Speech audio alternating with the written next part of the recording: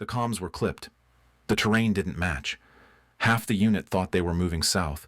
The other half swore they hadn't turned. The satellite uplink kept looping the same broken overlay. Fog moved in under the canopy, thick enough to mute footfalls and confuse the light. The lieutenant called for a hold. Maps were redrawn. Arguments rose. Staff Sergeant Kelly Morgan didn't speak. She crouched near a broken tree root, ran her fingers through the mud, and adjusted her heading. 30 minutes later, they found the ridge. No one asked how she knew. She had walked it once. That was enough. The jungle didn't look like a map. It didn't care about overlays or grid lines or what the satlink thought it knew. It kept shifting. Heat boiled up from the fractured earth. The air was thick with sulfur and decay, and vines wrapped around boots that had already given up on staying dry. Staff Sergeant Kelly Morgan moved through it without comment. Her sleeves were damp, her collar dark with sweat, and her field kit cinched tighter than regulation required. Echo Platoon had begun their fallback at 0500 after the primary ridgeline collapsed without warning. A tremor unlogged by any forward detection system had sheared the extraction shelf clean through. The path that was supposed to take them to the evac zone had crumbled into a 30-meter crater, still venting heat and mist. Falcon View overlays continued to show a viable descent. On the ground, it was gone. The GPS tablets, synced across the squad, kept blinking a digital illusion, insisting the way forward was still walkable. First Lieutenant Mason tried to reorient by pulling the unit northwest, relying on the same compromised data. When the terrain failed to match their location again, it was Lance Corporal Dunn who turned back toward the group and made it plain. He gestured with his gloved hand in Kelly's direction and said, "Doc led us this way. We followed her sketch. Maybe that's what got us turned around." Kelly didn't respond. Her grip tightened slightly on the waterproof cover of the sketchbook tucked into her chest rig, but her expression stayed neutral. She had drawn that map 3 days earlier after an early recon jog, marking terrain features by memory and elevation feel. It wasn't official. No one had asked for it, but she submitted it anyway, folded and logged with the S2 files. She had no reason to believe anyone had looked at it. The platoon was beginning to fracture between following their gear and following their eyes. The PRC-117G SATCOM rig was struggling to push a request for updated grid calibration. Every time the net chirped, the reply was static. Sergeant Jacobs tried repositioning the antenna array uphill, slipping in mud while adjusting for angle. His tone never lost that edge of hope, like maybe altitude would fix everything. It didn't. The volcano didn't care about reception. The jungle pressed in harder. The canopy had lowered as the humidity climbed, turning the light green and dull. Boots sloshed through soft mud streaked with obsidian chips. Private Salcedo, injured in the descent, was starting to show signs of fever. Kelly checked his hydration levels with a fingertip and wordlessly passed him a rehydration tab dissolved in pouch water. She glanced at one of the GPS tablets. The grid had drifted again, this time by nearly half a kilometer. Her hand went instinctively to the sketch folded in her admin pouch. That basalt flow to the northeast, she remembered it. She remembered the way the birds had gone silent near its edge, and the way heat rose through her boots as they crossed it. The sketch still showed that bend. The map did not. First Lieutenant Mason raised a hand to halt movement. His voice was calm, but firm. "Let's hold back on terrain calls until we get a verified overlay from base. That includes field sketches." "Understood." He looked at Kelly for half a second longer than necessary. It wasn't a rebuke. Exactly. But it wasn't neutral either. Eyes on the wounded. Staff Sergeant. Kelly gave a single nod. Arguing didn't work. Not in the field.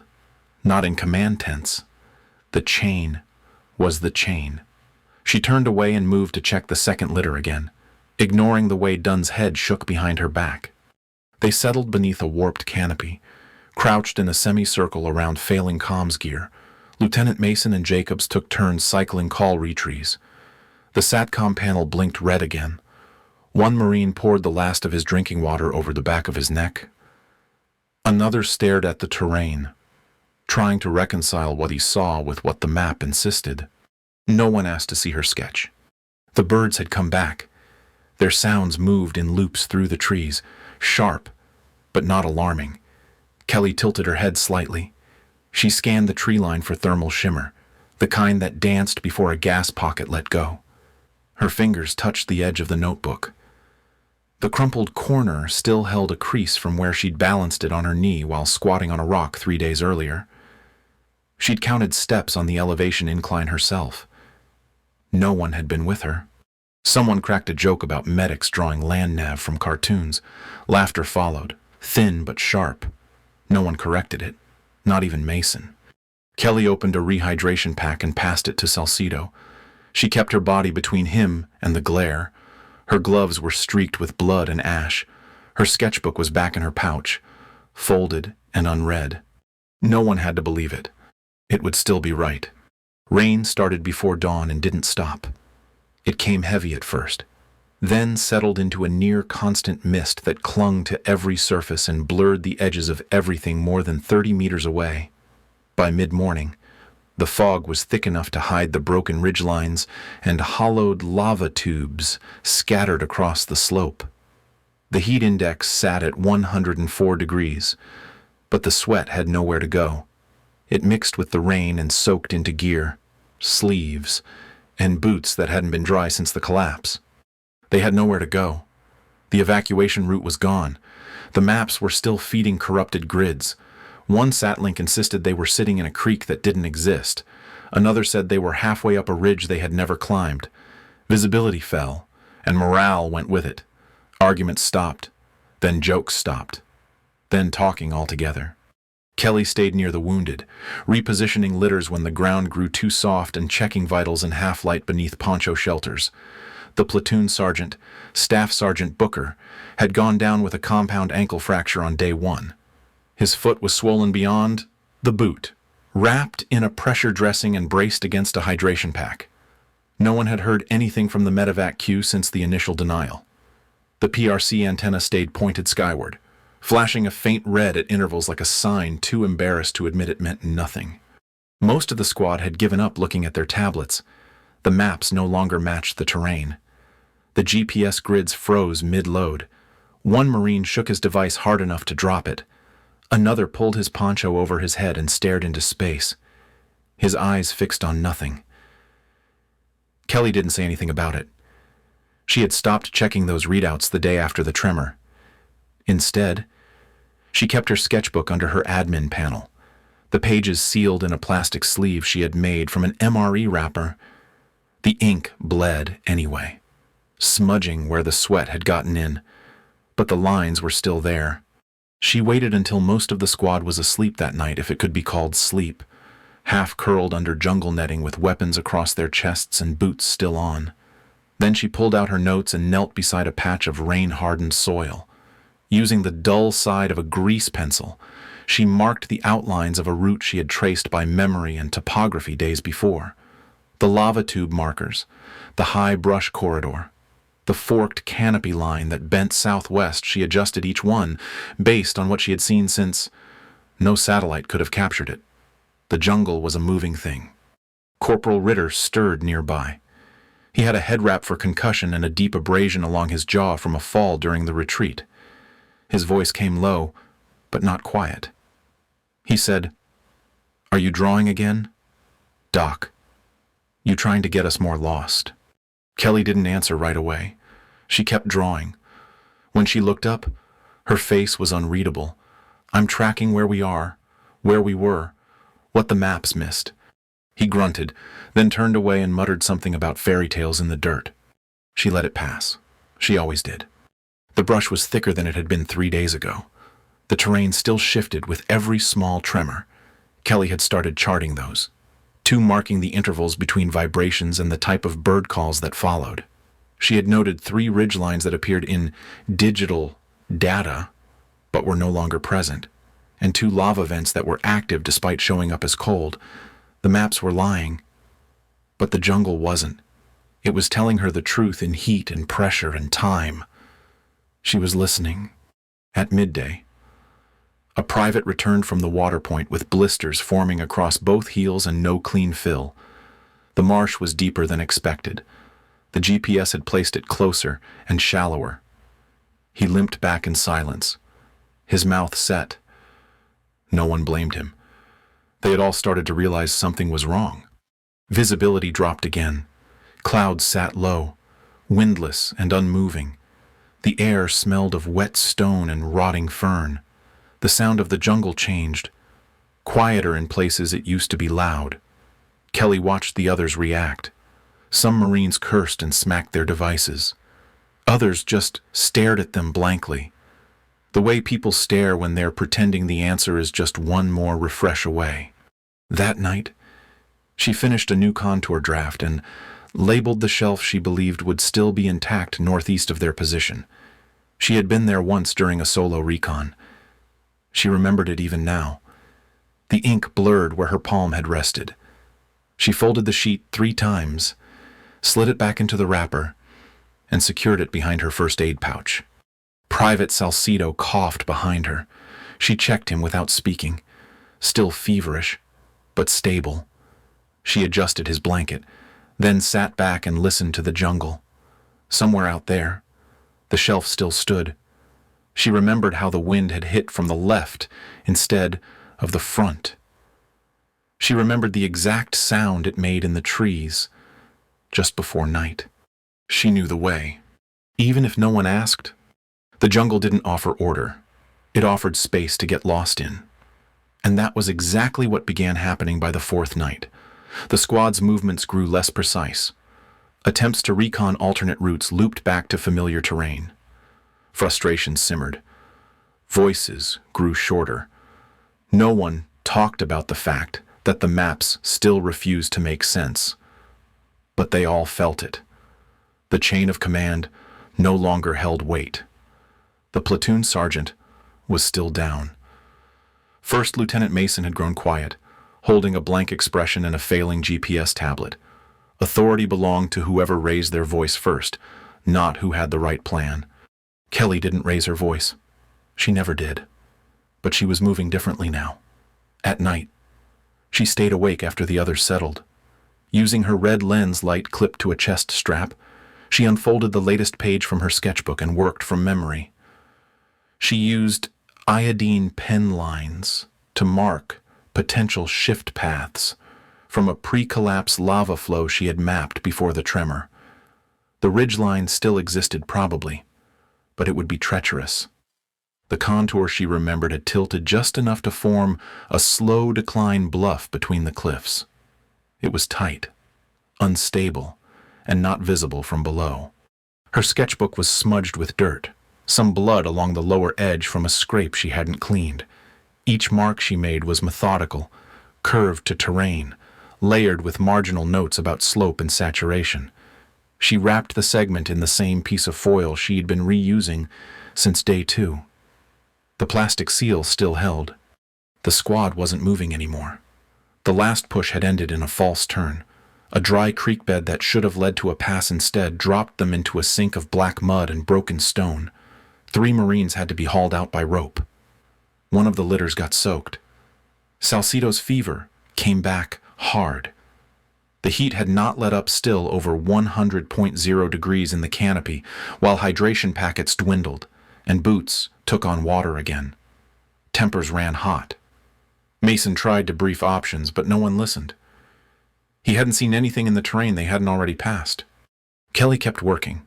She didn't ask permission. She marked the route, retied her paracord wrist loop to match the angle of descent she would need, and laid out 2 soft band markers near the northeast edge of camp. Then she waited, not for command approval, but for daylight. Erickson found her kneeling by the fire sleeve, checking her pouch one final time. He had been quiet since day 2, mostly on water detail and assisting with the wounded. He crouched next to her without asking.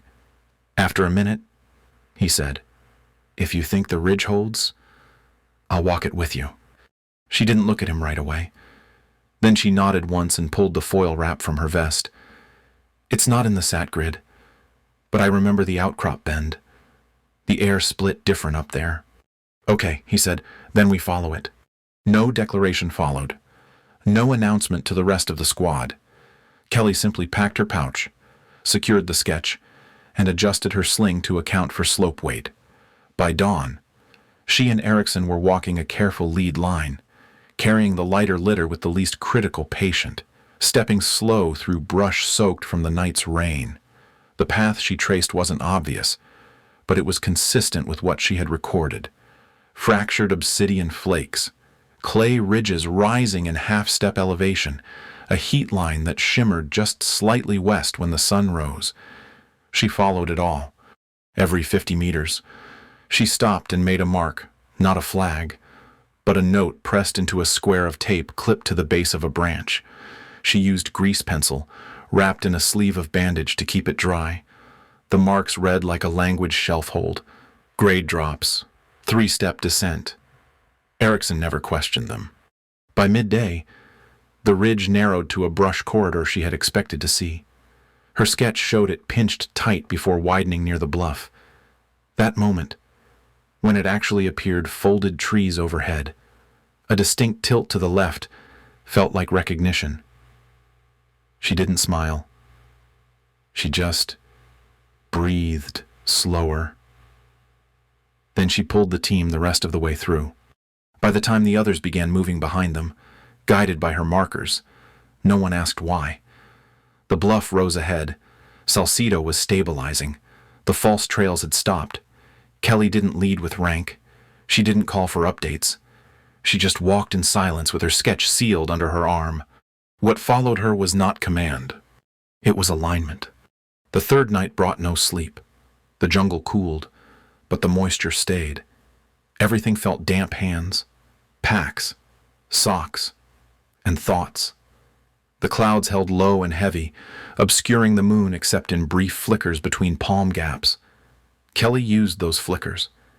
She moved in silence, her boots sinking slightly into soil she tested with the edge of her knife. She didn't trust what looked solid. Not out here. Not anymore. Every few minutes, she paused to check the angle of the bluff line with her palm held level. Her wrist was marked faintly with iodine hash lines she had drawn 2 nights earlier. With no functioning GPS, she timed steps instead, 100 boot lengths between the last ridge and the pass. She counted out loud in her head, then stopped, then started again. The trail they followed wasn't marked on any satellite overlay, but her sketch showed the slope curling north where the brush split, and it did. Behind her, Erickson carried one end of the lightest litter, his breathing measured, his eyes forward. At one point he asked, without sarcasm, what came next? Kelly pointed with a small flick of her hand. Then they kept moving. They passed through a stand of crooked pine that had twisted from heat damage. The trees leaned like they were trying to escape the mountain. Beneath them, the soil changed texture. Kelly knelt and tested it. Wet clay under shallow root netting. Slippery. She warned the others in short, clear phrases. Step shallow. Don't commit downhill. They crossed it anyway. Midway through, one Marine lost footing. The litter jolted. Kelly dropped her own pack, fastened her rope to the forward loop, and braced it around her waist. She crouched low, heels dug in, the weight of the slipping Marine shifting her center, her gloves cut into her palms. The rope pulled tight, burning a line across her hip. Then the litter settled, and the Marine on the far side caught it. She didn't speak. She just picked her pack back up, retied the line, and walked. They moved through the collapsed outcrop by starlight. Kelly stopped when she saw it, the cracked stone with the gas pocket vent she had sketched during the recon run before the tremor. It was the same, a shelf, now broken, but the shape still matched. She touched the edge once, then moved on. They pushed forward in rotating teams. Every 100 meters, Kelly marked the route. She used shredded strips of an old panel hot pink faded nearly to white. She tied them to branches at knee height, out of direct sightline but visible if you knew where to look. They left no back trail, just forward signs. At rest stops, Kelly rationed the last sugar packet she had kept sealed in medical tape. She pressed it between her teeth and cheek, sitting with her back against the base of a low tree. Her eyes stayed open. Her fingers were blistered from gripping the admin pouch for hours. She didn't loosen her boots. Erickson brought her a canteen and sat beside her. He didn't speak. He just looked out across the dim line of trees, his rifle balanced across his knees. Then, quietly, he asked how much farther. She traced the air with her finger and said 2 more rises, 1 canyon edge, then the shelf. He nodded and said copy. At one point, they passed a half-dry creek that wasn't on any digital overlay. But Kelly remembered it. She had slipped there during the recon. The rock shelf to the left had split under her weight and opened a cut on her leg that she had never reported. She stepped over it now, without hesitation. No one questioned her. One Marine muttered a complaint when they reached a water point that was supposed to be there but wasn't. He pointed at his GPS and said it claimed they should be drinking right now. Kelly looked at him, then walked ahead and kicked open a leaf-slick basin in the roots of a banyan tree. Water pooled upward from clay beneath. She stepped back and told them this was the actual water point. The one he wanted was 400 meters east and dry. The Marine didn't say anything else. That night, the jungle changed tone. The wind shifted from downhill to across. The birds that had stayed quiet returned, but higher up. Kelly looked up and whispered that they were close. She adjusted the loop on her belt and took the lead again. They climbed the last bluff before daylight. Kelly signaled to halt, then crawled forward alone through wet stone and moss. When she reached the shelf, she stopped moving. It was there, flat enough, high enough, a clearing, broken, but viable. She sat back on her heels, watching the line of treetops. Then she turned and waved the rest forward. The squad filed in slowly, dragging litters and gear, eyes scanning the ridgeline. No one cheered, no one spoke. They just exhaled. And then faint and far off a rotor. Not just 1. 2. The chop was high and spaced, but closing. Kelly crouched, pulled the final panel strip from her vest, and looped it onto a broken branch sticking up from the rock. She reached into her pouch, checked the sketch, one last time. The wind hit from the left, same as before. She looked over her shoulder. Erickson stood 10 meters back, watching her. He gave a short nod. Kelly adjusted the flare marker. The jungle stayed silent, but the air had changed. This time, it moved. The shelf held. It was jagged and uneven in parts, but the slope ran east to west with just enough length to stage the wounded and enough width to land if the wind held steady. The trees opened to sky. Not all the way, but enough. Fog hung in the canopy, but moved in strands now, instead of walls. The wind came from the northeast, just as Kelly remembered, lifting away the low mist in short gusts that offered flashes of visibility every few minutes. It was the best shot they were going to get. Kelly walked the length of the clearing slowly, boots scraping over damp stone. The sun wasn't up yet, but the horizon had shifted from black to dark slate. The jungle behind them stayed still. The others were crouched low near the center, resting under partial cover, hands on litters and shoulders bent. They had no ceremony left, just gravity. She pulled out what was left of her marker strips, pieces of poncho liner torn diagonally to make them catch wind and reflect light. Using paracord, she tied the first to a high root that jutted from a crack in the bluff. The next, she wedged into a fissure shaped like a corner marker. She burned the edge of the final strip with a lighter, just enough to seal it. Her initials were pressed faintly into the corner with the edge of her knife. She left that one in the middle, pinned under a boot-sized rock. Erickson was crouched near the SATCOM unit, adjusting its angle toward the open sky and shielding the antenna with his hand. He didn't ask what she was doing. He just said, "Got a break in signal. You ready to call it?" She nodded and walked over, pulling her sketchbook from her pouch. The cover was swollen, the pages curled at the edges, the ink streaked from sweat and time. but the mark was still there. The shelf, labeled by hand and underlined twice. Erickson glanced at it, then keyed the mic. His voice stayed low and clipped. "This is Echo, emergency net, requesting pickup at grid reference. Hold for correction." He turned to Kelly. She read it out loud. Her finger traced the contour on the paper as she spoke. The line was not a sat coordinate. It was a shape, a shelf bent south, outlined by a lava scar, with a thermal updraft that broke through mist. She had drawn it weeks ago from instinct. He keyed the mic again. Grid match provided by field observation. Shelf located. Requesting extract priority 1. Multiple wounded. Possible collapse within 24. Static returned first, then a broken reply. The call sign came through twice. Nomad 6-1, MH-60M, fast rotor. They were on a pattern search for stranded recon, not this unit. But they were close. Erickson relayed altitude estimates. Kelly paced the rock again and lit her beacon. 2 red chem sticks cracked and looped around a split route, the only thermal marker she could make without risking fire.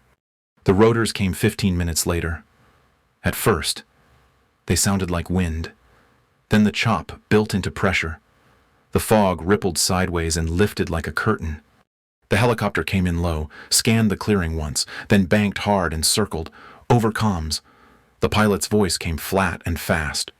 "Who marked this grid? It's not in our evac packet." Kelly keyed the response herself, sketched it before the data shift. Terrain holds. A pause. Then, copy. Approach green. Rope team inbound. Stay tight. The downwash hit like a wave. Dust and steam curled off the stone. The team stayed crouched. Kelly waved the litters into line. She signaled with an open hand, arm extended high and steady. 2 ropes dropped. 1 Marine at a time was lifted. The wounded went first. The last on each line helped rig the litters. Kelly secured straps with bare fingers and blood-cracked knuckles. Salcido was semi-conscious but stable. She whispered something in his ear before pulling the final harness tight. When it came time for the final lift, Kelly paused. She checked every footprint she had marked across the shelf. Her flare strip held. Her sketch was still in her pouch. Erickson reached out with one hand and said, "You made this happen." She gave him a look that said nothing and stepped into the winch rig. They rose above the bluff as the wind shifted again.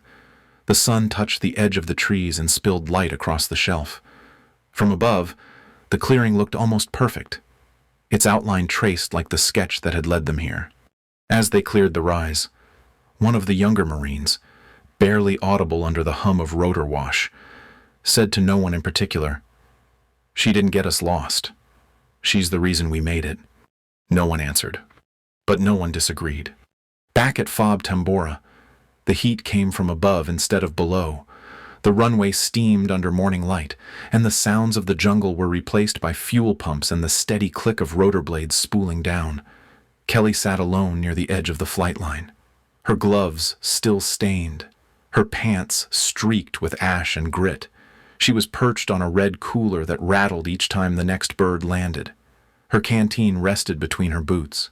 The sketchbook lay beside her, closed, the corners warped and damp. Inside the main command tent, Captain Ellis stood hunched over a field laptop. First Lieutenant Mason hovered nearby, both of them silent as the digital overlay reloaded for the 4th time. The SATCOM logs had arrived half an hour ago, showing bursts of emergency traffic, grid adjustments, and irregular call signatures. One of those signatures had come from the shelf, the grid that hadn't been in the approved evac list. Captain Ellis pinched the bridge of his nose and said quietly, "We'll need to log it as terrain deviation, document the delay under environmental collapse, and note the medic's unauthorized movement across denied terrain." Mason didn't argue. He just nodded. "Should I add a recommendation for retraining?" Ellis started to respond, but the tent flaps snapped open with a gust of prop wash. Warrant Officer Tierney stepped inside. His flight suit was half unzipped, his gloves clipped to his harness. He held a folded paper in one hand and a grease-smeared headset in the other. He didn't wait for permission. "Who's Staff Sergeant Kelly Morgan?" he asked, scanning the room. When no one answered, he continued, That grid reference came from her sketch. Not a map, not a beacon. Hand-drawn, matched terrain within 20 meters. If that clearing hadn't been marked, we wouldn't have seen it in time. Wind corridor was invisible on satellite. She knew the shelf before we did. Captain Ellis blinked. That shelf wasn't in the evac sequence. It is now, Tierney said, placing the headset on the table. I've already uploaded the flight report. A staff major at the rear of the room muttered under his breath, not quite hiding it. We thought that unit was lost. Tierney gave a thin nod. They were... until she walked them out. The room went still for a moment. Mason looked toward the screen again, then down at the soft disciplinary draft he had cued in the reporting tool. The blinking cursor at the end of the report seemed louder than the fans overhead.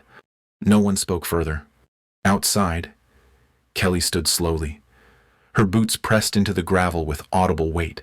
She adjusted her belt, cinched her side pouch, and rolled the cuffs of her sleeves back down. A small cut on her forearm needed rewrapping.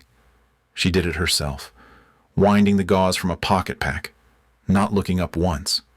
The field dressing looped twice before she tied it off with her teeth. She knelt briefly to pick up her sketchbook.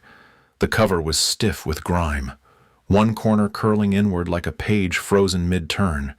She tucked it behind her canteen and walked toward the medic tent without glancing at the command center. No one called her name. No one stopped her to ask how. But just beyond the edge of the tarmac, leaning against a staging crate, one of the younger Marines from the evac team watched her go. He didn't speak to her. He didn't salute. But his voice carried just far enough to be heard over the idle rotors, as he said to no one in particular, "Next time, we follow the one who knows the ground." Kelly didn't break stride. She didn't need to. She was never meant to lead. Not on paper. Not in command briefings. They told her to stand by, hold position, follow the grid. But when the systems failed and the maps turned blank, she did what she had always done. She remembered the ground. She trusted her senses. And without asking permission, she brought them home. Kelly didn't need recognition. She didn't wait to be chosen. Her strength was steady, unspoken, the kind that moves quietly through doubt, through rain, through terrain no one else could read. That kind of leadership rarely gets a headline, but it endures. If her story resonated with you, share what parts stayed with you most. We tell quiet, grounded stories like this every week about overlooked strength and the moments that define it. Follow for more. And next time someone tells you to wait for orders, remember, Kelly, sometimes the map is wrong, but you are not.